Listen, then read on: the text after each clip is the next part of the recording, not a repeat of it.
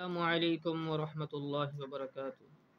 میرے محترم بھائیو دوستو، آج ہم نے حیض کے بارے میں بیان کرنا ہے کہ حیض کی مدت کتنی ہے اور یہ کتنے دن رہتا ہے۔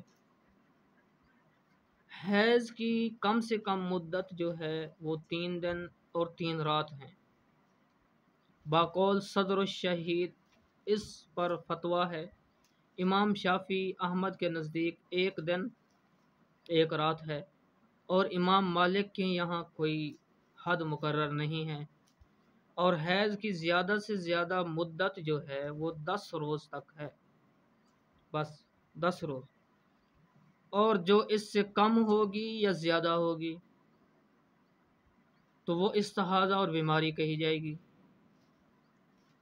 فار ایگزامپل، ایک حیض جو ہے وہ 3 دن سے بھی کم آیا تو یہ بیماری ہے، اور جو 10 دن سے بڑھ گیا تو یہ بھی بیماری ہے۔ کم سے کم 3 دن اور زیادہ سے زیادہ حیض کی مدت کتنی ہے؟ 10 دن ہے، اور امام شافعی رحمۃ اللہ علیہ کے نزدیک زیادہ سے زیادہ حیض کی جو مدت ہے وہ 15 دن ہے، اور ہماری دلیل حضور صلی اللہ علیہ وسلم کا پاک ارشاد ہے کہ غیر شادی شدہ اور شادی شدہ، غیر شادی شدہ اور آپ نے فرمایا شادی شدہ، دونوں کے حیض کی جو مدت ہے وہ کم از کم مدت 3 دن ہے، اور زیادہ سے زیادہ 10 دن ہے۔